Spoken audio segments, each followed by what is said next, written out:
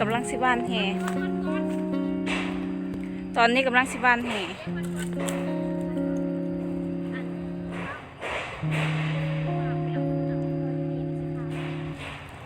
เด้บอลตำนี่เลยเด้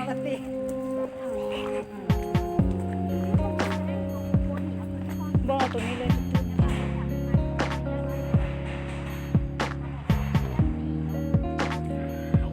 ก็ยังว่าแห่ยังแหน่เอามายัง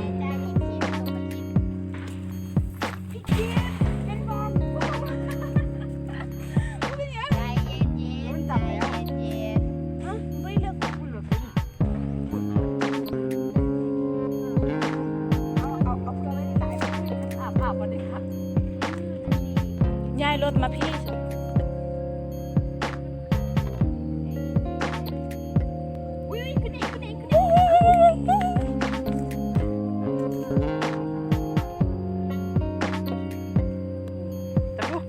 สิได้ลงวะ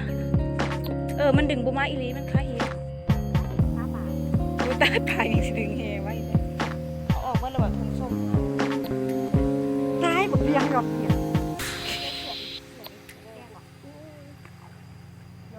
สุดท้าย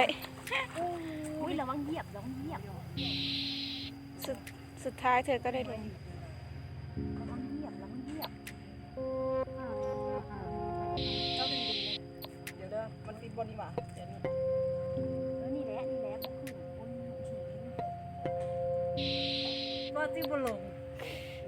โอ้ค่อยเดี๋ยวมาน้ำไปอองเลยอย่าหวังว่าสิบ่ได้ลง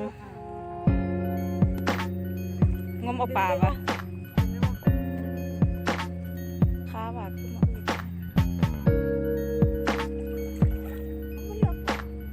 บ่ตื่น